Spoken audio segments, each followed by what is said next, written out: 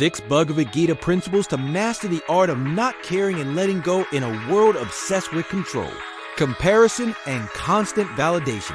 Letting go can feel like rebellion. But the Bhagavad Gita, a 5,000-year-old dialogue between Lord Krishna and the warrior, Arjuna offers timeless wisdom on how to release attachments, overcome emotional chaos, and reclaim inner peace. Here are 6 powerful principles from the Bhagavad Gita that can help you master the art of not caring and truly letting go. 1. Do your duty, but let go of the outcome. This is the Gita's most famous mantra for emotional detachment. The idea is simple. Focus on your actions, not the results. Whether it's a job, relationship, exam, or life goal, do your best, but don't obsess over what you can't control. Worrying about outcomes makes you anxious, frustrated, and insecure. When you shift your attention from controlling the future to simply showing up fully in the present, you're liberated from the tyranny of expectations. Modern day example. You're interviewing for a dream job. Instead of spiraling into, what if I don't get it? Focus on preparing sincerely. Let go of the result that's not in your hands. 2. Accept impermanence. Nothing is forever.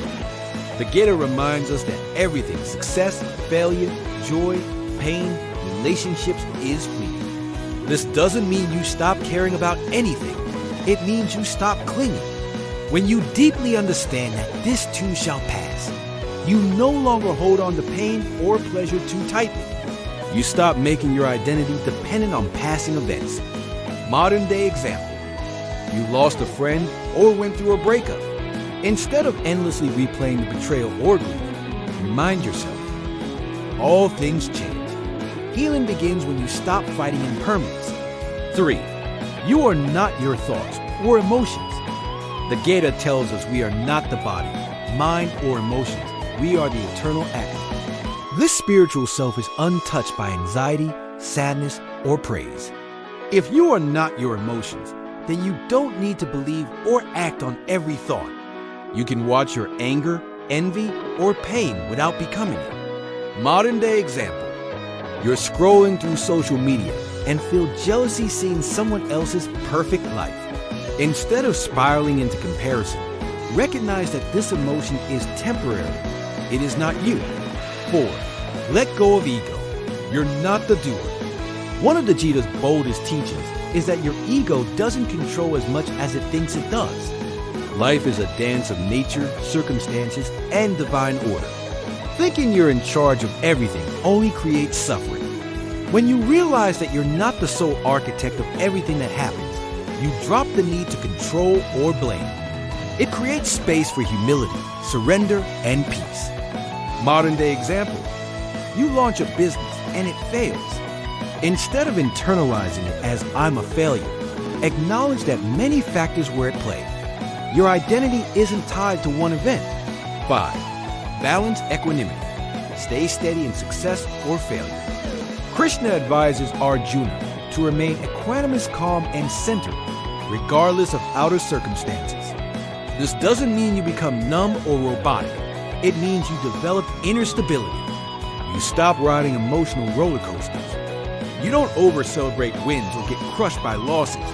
That steadiness is freedom. Modern day example. You get praised one day and criticized the next. Instead of chasing validation or avoiding feedback, you stand firm in your truth. 6. Surrender to a higher intelligence.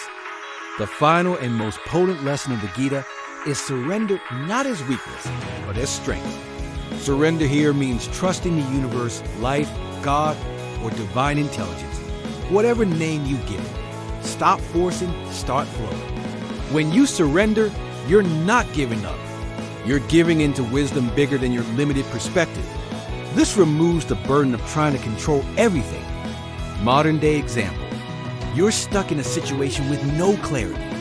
Instead of obsessively overthinking, you pause, breathe, and trust that answers will come in time. You surrender the need to figure it all out right now. Final thoughts. Caring less is not apathy. It's awareness. The Gita doesn't teach you to be cold or indifferent. It teaches you to care deeply about what truly matters: truth, duty, soul, presence, and detached from what doesn't outcomes, opinions, ego, emotions. Letting go is not about becoming careless. It's about becoming free. If you feel tired of carrying the weight of expectations, social comparison, guilt, or past wounds, let the Bhagavad Gita be your compass. Not by blindly renouncing the world, but by skillfully navigating it with detachment, clarity, and compassion. Remember, you are not your pain. You are not your achievements. You are the eternal observer behind it all. Mastering the art of not caring is, in truth, mastering the art of living fully with peace, power, and presence.